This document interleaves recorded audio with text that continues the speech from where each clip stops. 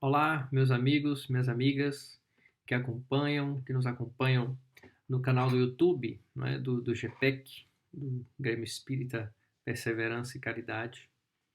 Chamo-me Vitor Moura e estou aqui a convite, né, da nossa querida Michele e também pela indicação do nosso querido Yuri Moura, meu primo, e sinto-me muito feliz e honrado em poder estar colaborando com os estudos e a divulgação da doutrina espírita nesta casa que por tanto tempo faz a divulgação e trabalha ativamente nas lides espíritas, levando esta doutrina, o Consolador prometido, a tantos outros corações. Hoje daremos então, né, continuidade às palestras públicas realizadas nesta casa, ainda em formato online. E para falar um pouco e brevemente sobre mim, sou serriense e graduei-me em Física pela Universidade Federal da Bahia, em Salvador, e depois disso fui fazer pós-graduação em São José dos Campos, no estado de São Paulo, e lá afiliei-me ao Centro Espírita Seara de Luz, em São José dos Campos, interior de São Paulo, onde tenho tido a oportunidade de poder trabalhar mais ativamente pela doutrina espírita, pela sua divulgação. Atuo também como, além de palestrante em algumas vezes, também atuo no departamento de mocidade ou da juventude, né? E também, quando possível, participando de alguns estudos da doutrina espírita.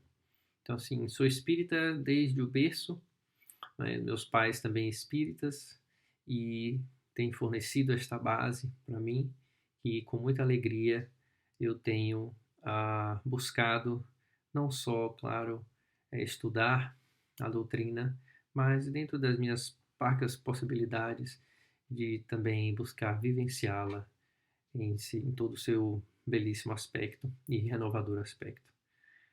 Então, meus queridos amigos, hoje estaremos tratando do tema perfeição moral, que consta no capítulo 12 de O Livro dos Espíritos. Mas, antes de darmos início à palestra propriamente dita, iremos então proferir a prece.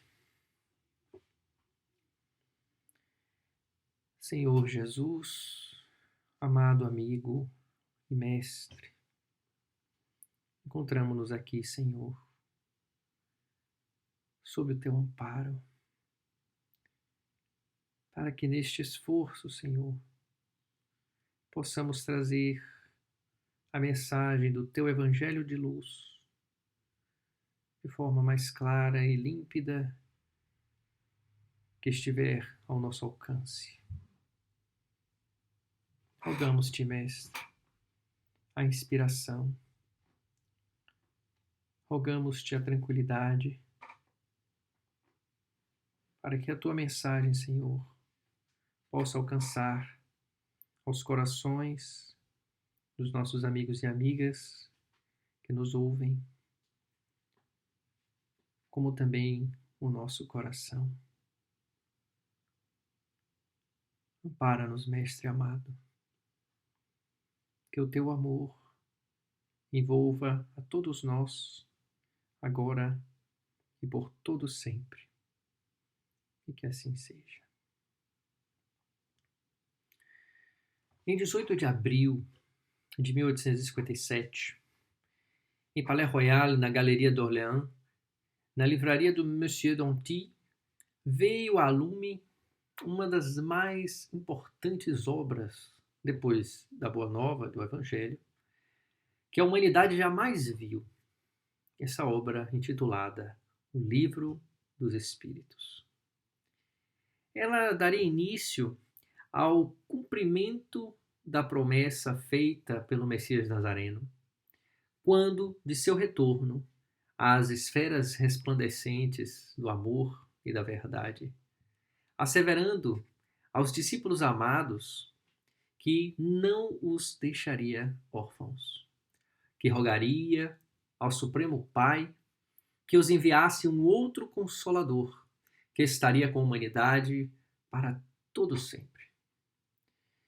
O Espírito de verdade, que o mundo não pôde conhecer à época, pois ainda não havia amadurecido o coração e o entendimento suficientemente.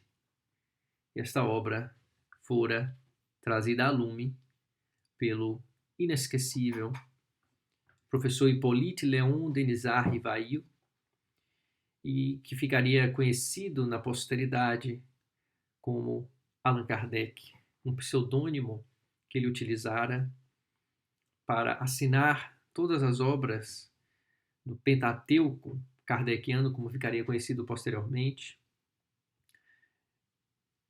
numa forma nobre, por assim dizer, de proceder, de tal forma que as pessoas, quando fossem ler as obras, se interessassem pelo seu conteúdo e não pelo autor, propriamente falando. E Allan Kardec, como fora revelado pelos espíritos ao próprio professor Rivail, fora uma das suas reencarnações nas Gálias, há muito tempo atrás. Então ele adota este nome para assinar esta obra e as outras obras do Pentateuco kardeciano. Então, o Livro dos Espíritos, ele descortinou uma nova era para a humanidade, uma vez que trata de questões palpitantes. E dentre elas, trazemos algumas. A primeira, de onde nós viemos. Se nós olharmos a primeira questão do Livro dos Espíritos, Kardec pergunta: que é Deus? Ele não define uma personalidade, caso fizesse a pergunta iniciando por quem é Deus. Simplesmente tenta generalizar ao máximo o questionamento aos espíritos. E ele faz essa pergunta não somente a um único médium, mas aos diversos médiums a quem ele podia ter contato à época. E, em essência, a resposta é sempre a mesma, com algumas pequenas peculiaridades, mudando de um médium para outro, de um veículo para outro, que é natural, mas a essência da resposta é sempre a mesma. Quando ele diz, quando os espíritos responsáveis, por assim dizer, pelo Consolador Prometido, como fica conhecida a doutrina espírita, dizem que Deus é a inteligência suprema, causa primeira de todas as coisas. Então, a partir daí já temos uma noção de onde nós viemos. Não estamos, de forma alguma, vinculados ao acaso. O acaso, como consta também nesta obra, em toda literatura espírita, não existe. Então estamos vinculados a Deus, a essa inteligência suprema. Somos nós, por nossa vez, princípios inteligentes do universo. E que, através da evolução, da progressão e das múltiplas reencarnações, das diversas períodos em que passamos no corpo, nesta veste carnal, aprendendo diversas lições, buscando entender como se processam as diferentes escolhas que temos de fazer, para daí entender através da experiência o que é o bom, o que é ruim, e vamos crescendo através dessas múltiplas encarnações para alcançar mais para frente a perfeição relativa, para o retorno, por assim dizer, ao seio de Deus. Então, este Deus não encontra-se de forma alguma apartado de nós. Ele não está em um local específico. Conta-nos também os Espíritos que ele revela-se através das suas obras, E a tudo aquilo que não é obra do homem há de ter uma outra causa, e esta causa é o próprio Deus. É este Pai bondoso, supremo, onisciente, soberanamente justo e bom, o do qual nós, seus filhos amados, e tudo que existe na criação, adveio deste ser ao qual nem conseguimos ainda ter uma noção sequer, porque é a perfeição absoluta.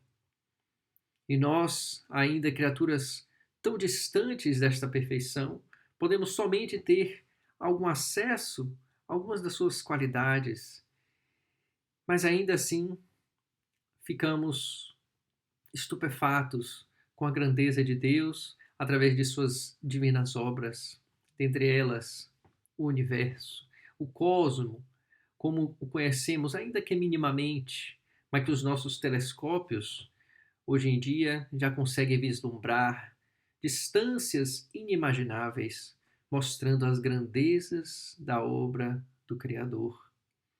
Então ele não encontra-se apartado de nós. O fluido cósmico universal, que é esta espécie de liame ou de ligação, ou que serve de intermediário entre um dos elementos gerais do universo, que é o espírito, e o outro elemento geral do universo, que é a matéria, e acima deles Deus, formando essa espécie de trindade universal. Então, o fluido cósmico, que na linguagem de André Luiz, do espírito André Luiz, seria a matéria mental de Deus, a tudo permeia. Aos elementos mais básicos que consideramos, como hidrogênio, oxigênio, ou até as partículas atômicas ou subatômicas, ainda assim, elas não são as mais elementares. Constituem-se como desdobramentos ou elaborações de algo ainda mais elementar do que essas partículas, que é o próprio fluido cósmico universal. E por assim dizer, vemos que toda então essa matéria que existe no universo, conhecida e desconhecida ainda por nós, toda esta matéria provém desta matéria mental de Deus, que é o fluido cósmico universal. Então nós, por nossa vez, que também somos constituídos da matéria simples e básica, da qual a ciência consegue perscrutar, analisar, tanger de algum modo, somos também desdobramento deste fluido cósmico universal, portanto estamos imersos de alguma forma em Deus e Ele em nós. Então jamais estamos apartados dele, do divino Criador. Então, o livro dos Espíritos vem nos trazer nos dá esta identidade para todos os filhos da criação. E nós provimos de Deus e vamos retornar quando atingirmos essa perfeição relativa mais para frente, na eternidade, encontraremos então, retornaremos ao seio do amado Deus. Então nós viemos dele e a ele retornaremos depois de muitas lutas, depois de muito crescimento. Então, para onde vamos? É uma outra pergunta palpitante que o Livro dos Espíritos tenta responder. Não só tenta, mas como é bem sucedido em responder essa pergunta. E nos mostra que vamos, ao desligarmos-nos do corpo físico, ao deixarmos o corpo físico depois do processo natural da morte, do desligamento natural do corpo, vamos retornar ao mundo do qual viemos. Somos, na linguagem, na escrita, né, nos termos do teólogo francês Pierre Teilhard de Chardin, seres espirituais tendo uma experiência humana, uma experiência terrena. Então nós, quando sairmos aqui do corpo, através da morte, através do desligamento natural, iremos, como espíritos, iremos retornar ao mundo original, que é o mundo dos espíritos.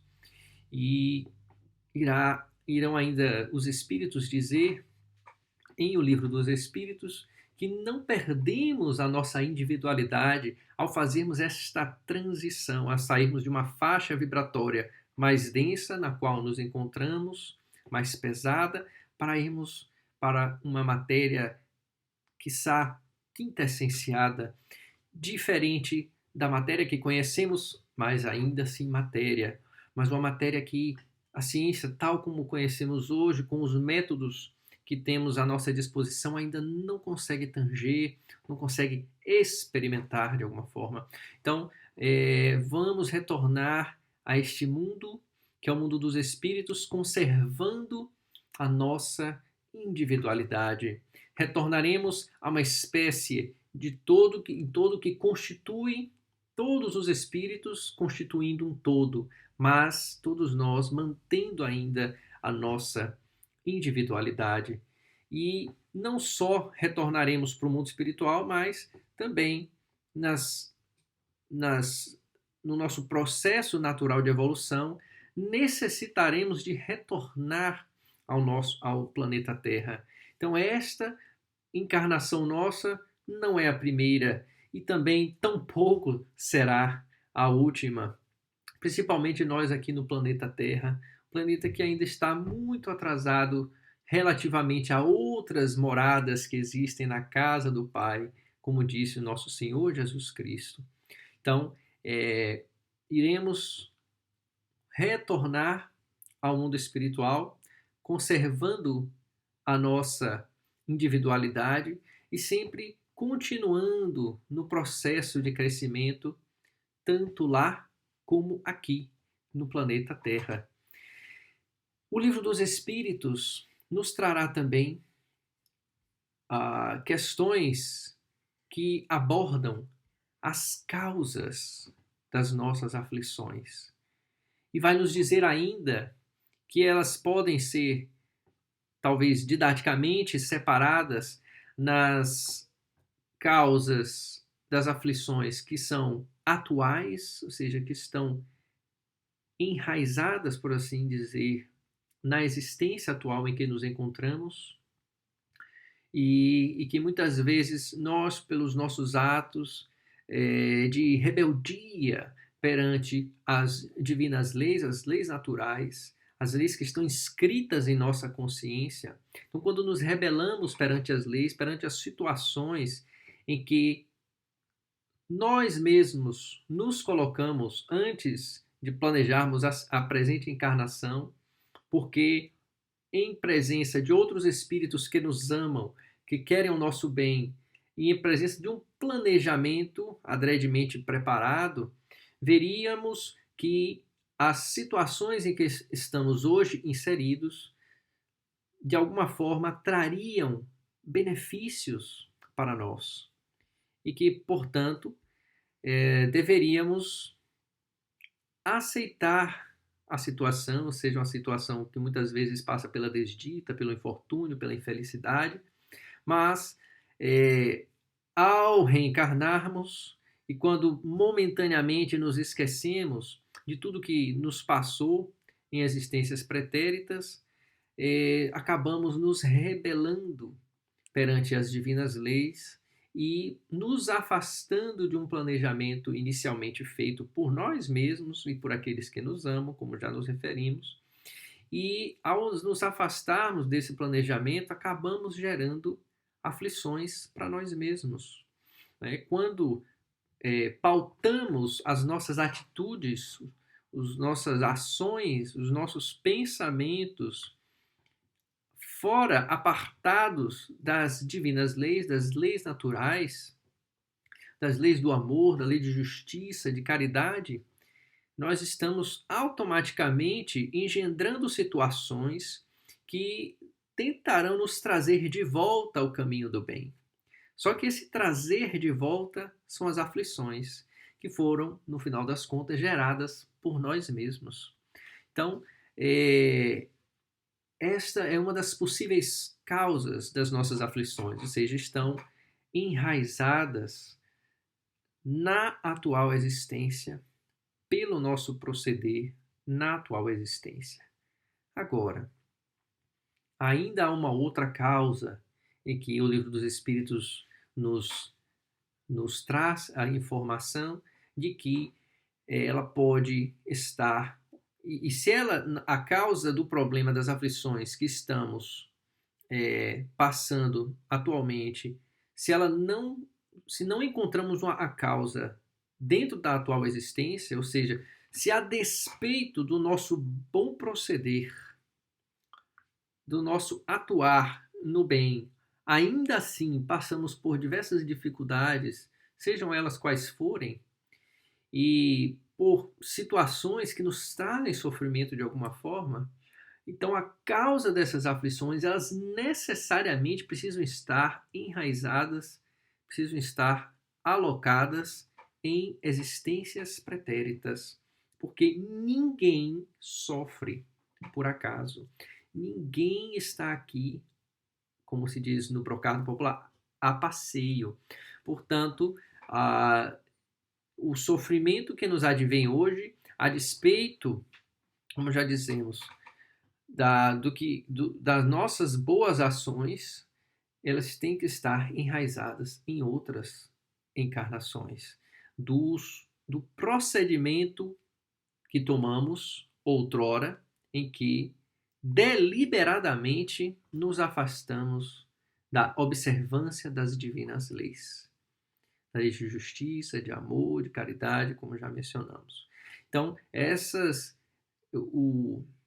este mal proceder, né, fica, de alguma forma, armazenado em nós, né, porque como as leis estão em nossa consciência, então toda vez que nós delinquimos, a consciência acusa e exigirá um reparo, não necessariamente logo após o delito cometido, mas em algum momento, aquela mancha que tisna a nossa consciência ficará ali, exigindo uma espécie de reparação.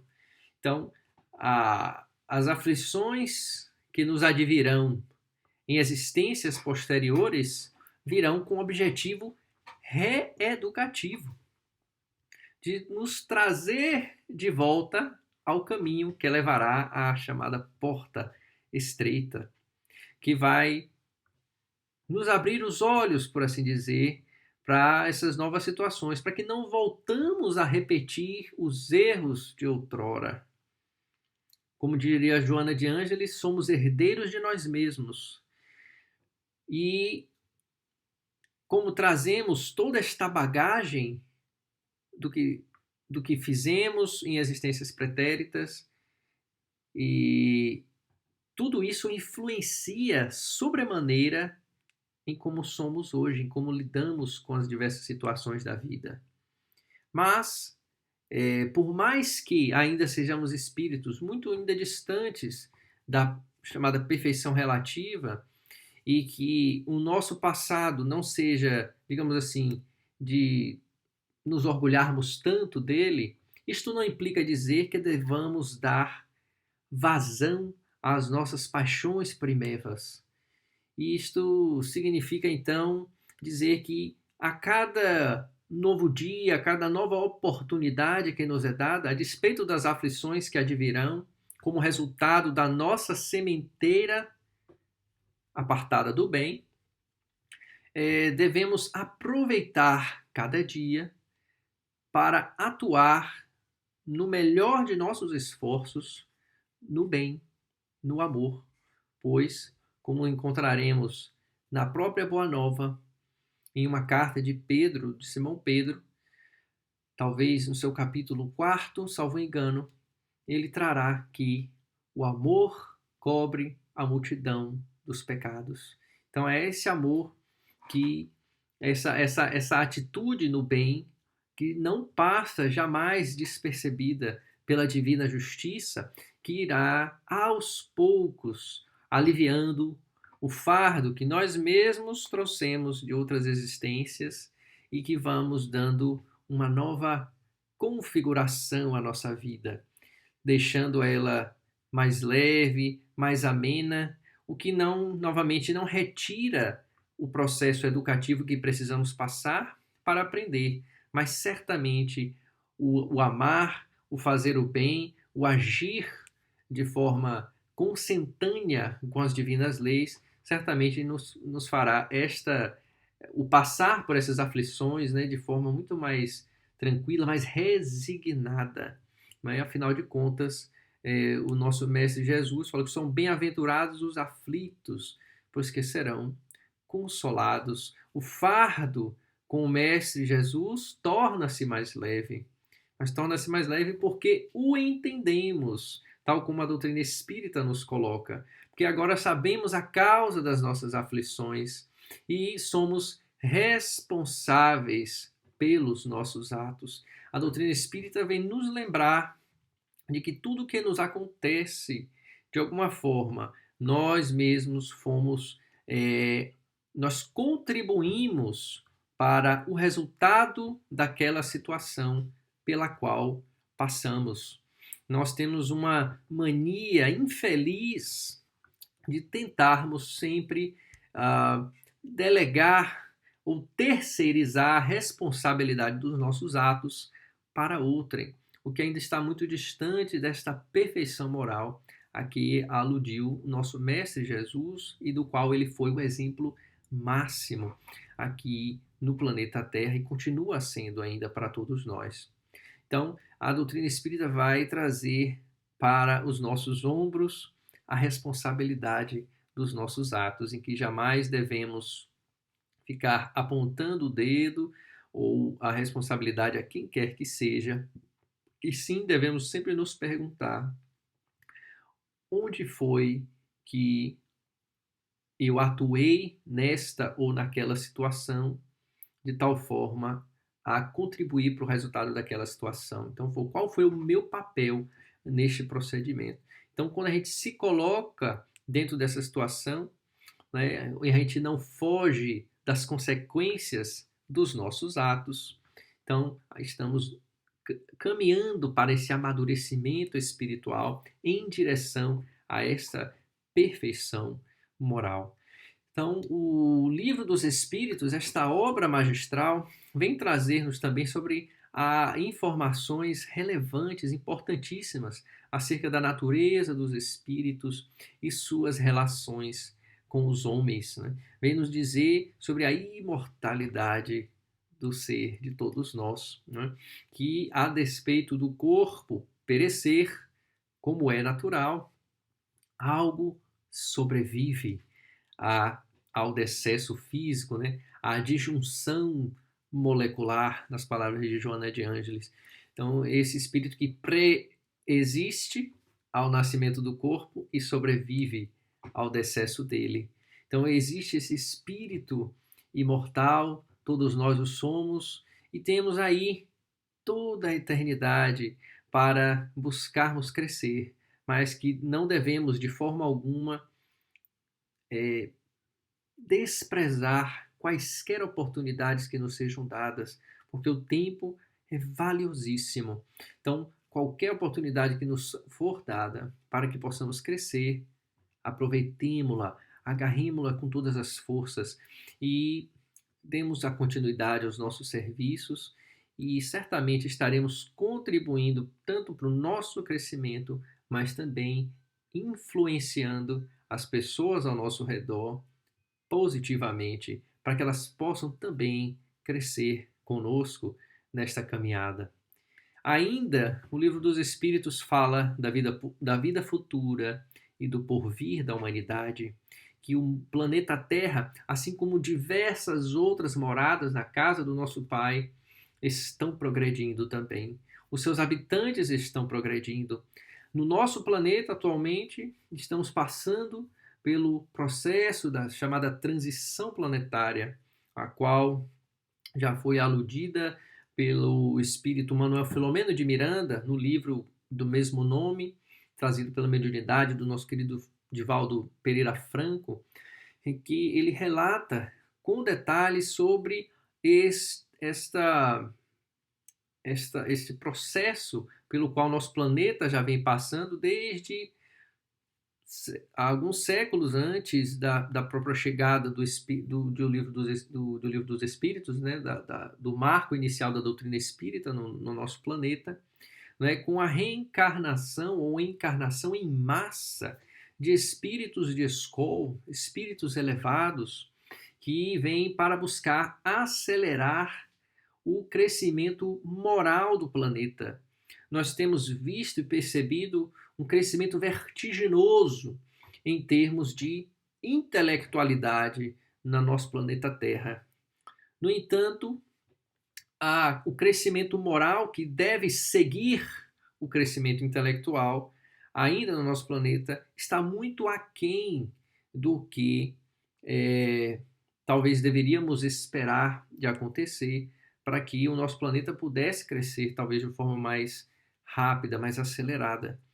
Então, quando o intelecto avança muito e a moral não, as nossas escolhas intelectualizadas demais, apartadas do sentimento, acabam se afastando, por assim dizer, das divinas leis, e não vamos tomando cuidado com os inimigos da alma, os nossos inimigos internos, que ainda influenciam muito as nossas ações aqui no planeta Terra, tais como o egoísmo, o orgulho, a vaidade, estão ainda íncitos no ser humano devido também aos nossos processos longo de evolução, desde lá no reino dos minerais até depois de muitos milhões e milhões de anos atingirmos a parte da humanidade e a era da razão.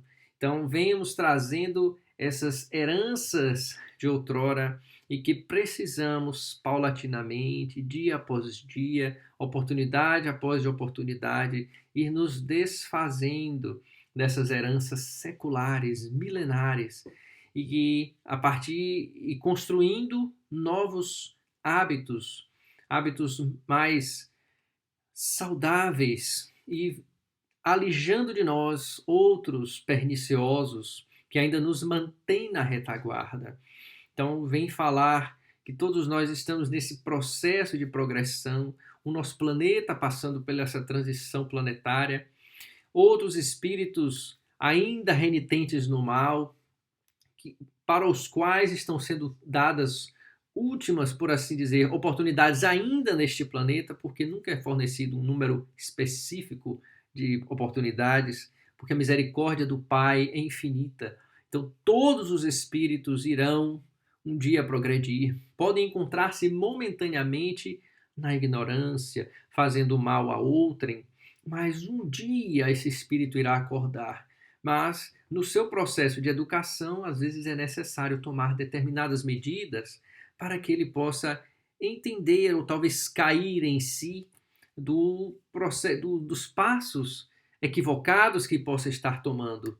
Então, nesse processo reeducativo, eles são migrados para planetas inferiores, mais inferiores do que o nosso próprio, para que lá, talvez vendo no seu bailar em torno do Sol, à distância, sentindo uma certa saudade do planeta em que já viveu, mas agora convivendo com seres ainda mais inferiores do que ele, e que esse ser intelectualizado perante os seus novos irmãos poderá contribuir para o crescimento deste novo orbe, e ele o fará também com o desejo agora, quem sabe, de retornar à antiga pátria.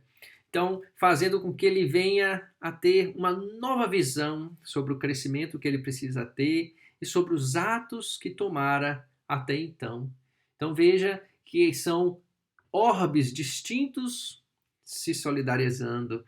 Essa teia de solidariedade que vige em todo o universo e vem trazer também estas informações muito relevantes em O Livro dos Espíritos.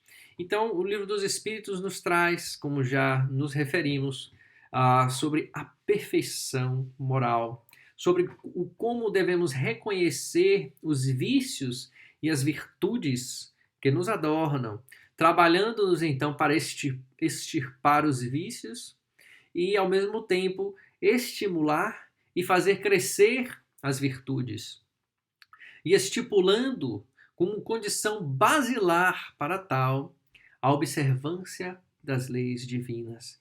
Fornece-nos, portanto, o modelo a ser seguido.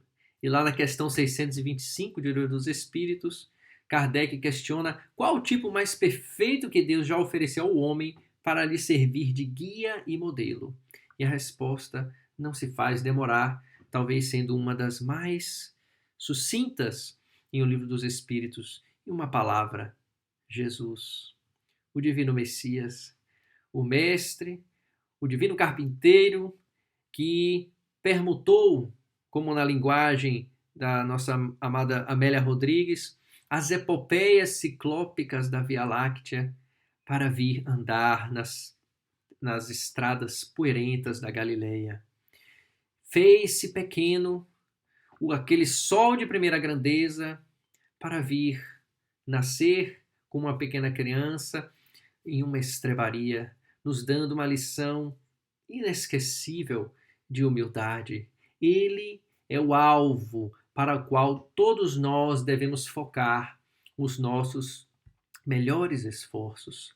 Contamos sim com a eternidade para alcançarmos o nível do Mestre, e o alcançaremos porque ele também nos disse que poderíamos fazer tudo o que ele fez e mais, se quiséssemos. Se quiserdes, então ele coloca condicional. Então que nós podemos atingir este nível que ele atingiu se quisermos, se trabalharmos com a honestidade, com a boa vontade, se sempre nos colocarmos à disposição nas oportunidades que naturalmente aparecerão em nossa existência para nós crescermos, seja na distribuição de um pão a quem quer que necessite, seja ouvindo o desabafo de um amigo ou de alguma outra pessoa que conhecemos, seja num abraço que damos no nosso filho, na nossa esposa, no seu companheiro, companheira, seja quem for, transmitindo carinho, afeto, solidariedade. Então, vemos que são nesses pequenos atos de amor, de carinho, em que vamos construindo esses links, essas conexões com os nossos irmãos, aproveitando a cada dia as oportunidades que nos são dadas para crescermos sempre e, pouco a pouco, paulatinamente, um dia após o outro, buscando conhecer as nossas fraquezas e também as nossas potencialidades divinas que jazem dentro de nós, porque somos luzes, somos, na linguagem de Joana de Ângeles, lucigênitos, derivados, advindos, nascidos, originados da luz. Então, essa luz representando a divina criação, a centelha divina que Deus colocou em cada um de nós, para que pudéssemos crescer e alcançar e fazer, quem sabe, mais para frente, os feitos que o próprio Mestre Nazareno fez, de curar cegos, de curar leprosos e tantos outros, mas principalmente de tocar a alma humana com a sua extremada sensibilidade. Ele nos legou o seu Evangelho sublime para que pudéssemos seguir-lhe os passos luminosos. E ele não menosprezou, em momento algum, a presença dos mais humildes, dos desvalidos, dos infortunados. Ele, talvez, os preferia em comparação aos mais bem postos na sociedade, que traziam consigo corações enregelados, ideias antiquadas que já não se ajustavam com o Deus de amor, com sua proposta divina. Mas até para estes, o Cristo, o Divino Senhor, soube também ser compassivo, brando, como sempre, mas também enérgico, e para todos fornecer ensanchas para que pudessem crescer também. Então, na busca da perfeição moral, é lícito e nobilíssimo buscarmos os cimos da caminhada. No entanto, não devemos nos esquecer dos irmãos da retaguarda. Afinal, foi fazendo parte do grupo dos desalentados e esquecidos da sociedade que aurimos as maiores aquisições para a vida eterna. E se hoje gozamos de algum relativo equilíbrio, é porque contamos com mãos generosas, com palavras de irmãos sábios, mas cheios de amor, que nos queriam soerguer do pântano em que nos encontrávamos, o pântano das nossas paixões desvairadas, que eles nos deram as mãos. E depois de muito sofrermos, todos nós, nos é dada, caímos em si, em nós mesmos, e percebemos o quanto afastados das divinas leis estávamos caminhando e solicitamos de joelhos uma nova oportunidade para crescimento. E então nos é ofertada. E não devemos jamais menoscabá-la. Precisamos segurá-la com todas as forças para continuarmos crescendo. E devemos, por nossa vez, nesta teia de solidariedade, também dar as mãos a outros irmãos que estão na nossa retaguarda. Afinal, como diria o Espírito André Luiz no livro Libertação, a dor menor auxilia a dor maior. Não estamos, nenhum de nós, isento das aflições, das dores que nos chegam na vida, mas devemos, sim, em nossas condições em que nos encontramos, sempre buscar estender a mão àquele que necessita mais do que nós mesmos. E vamos assim nos ajudando. Portanto, não devemos nos esquecer dos irmãos da retaguarda. E já partindo para a nossa conclusão, queríamos só trazer um exemplo de um espírito de escola chamado Albano. E ele traz a própria experiência e está narrada pelo Espírito André Luiz no capítulo 1 da obra Obreiros da Vida Eterna, psicografada pelo nosso inesquecível Francisco Cândido Xavier. E Albano narra que em sua jornada de ascensão espiritual, ele sempre desejava buscar esses cimos da caminhada ao qual nos referimos, as regiões nobres do plano maior da vida. Então ele trabalhou ardentemente, estudou muito, mas em sua jornada de crescimento, ele começou também a esquecer-se, talvez, desses outros irmãos nossos que ainda deambulam no sofrimento, na solidão, nas dificuldades de todos os matizes, de todos os tipos. E uma certa feita, segundo consta na obra já mencionada, ele encontrava-se em determinada região bela do plano espiritual e em uma das suas viagens a estudo, ele olhava um certo abismo e esse abismo ia em direção ao planeta Terra, em que ele via muitas sombras se agitarem, espíritos com angústias indefiníveis, que gritavam dessas regiões abissais, rogando por misericórdia, por alguém que os auxiliasse. Mas ele olhava para aqueles irmãos quase com um quê, talvez, de indiferença, porque ele queria muito crescer, queria muito buscar essa perfeição moral, mas a custo de deixar os seus irmãos da retaguarda para trás.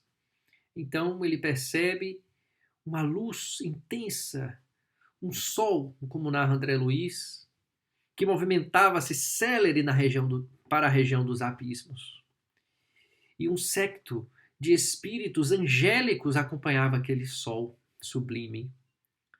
E ele pergunta a um desses espíritos quem era, ou o que significava aquele alvoroço naquelas regiões. E o espírito para momentaneamente para responder-lhe a pergunta, dizendo: aquele sol que tu vistes é o nosso Senhor Jesus Cristo, que desce das esferas resplandecentes do amor e da verdade para os abismos do planeta Terra, para libertar consciências escravizadas. E ele não pôde mais ficar ali, porque não podia perder tempo. E desce para acompanhar o Mestre Jesus na libertação dessas consciências escravizadas. E então Albano se pergunta: o que eu estou fazendo? É preciso estender a mão àqueles que sofrem. A dor menor ampara e auxilia a dor maior. Então, na jornada que conduz à perfeição moral, precisamos então nos desvestir dos hábitos perniciosos e substituí-los por outros saudáveis, livrando-nos do chamado interesse pessoal, que é um dos sinais mais característicos da imperfeição humana. Livrarmos-nos, combater diariamente a terrível chaga do egoísmo e dos seus sequazes, para que possamos aos poucos edificar o reino dos céus que está dentro de cada um de nós. A jornada à perfeição moral é árdua, não tenhamos dúvida, mas pode também ser muito bela, pode ser e deve ser também suave, porque quando caminhamos com Jesus, quando aceitamos, quando trabalhamos arduamente no bem e aceitamos as conjunturas em que estamos inseridos, mas nunca aceitando por aceitar, mas sabendo o porquê da situação em que estamos nos encontrando, vamos nos resignando perante as aflições contínuas e assim o fardo tornar-se-á mais leve e vamos aos poucos nos libertando das prisões, dos grilhões, das algemas do passado e na semeadura de hoje, no porvir, iremos colher algo mais felizes, né? E buscando sempre esta comunhão com o eterno, com o bem maior, com o nosso Senhor Deus e o nosso Senhor Jesus Cristo. Portanto, não desanimemos, por mais difícil a jornada seja, mas ela também está adornada de flores para aqueles que sabem enxergar a divina misericórdia de Deus em todas as ações, em tudo o que nos acontece, sempre nos estimulando para o bem, para o melhor. Então continuemos sempre firmes, juntos, da doutrina espírita, que nos reforma o caráter, que nos mostra o caminho seguro para seguirmos, para perlustrarmos.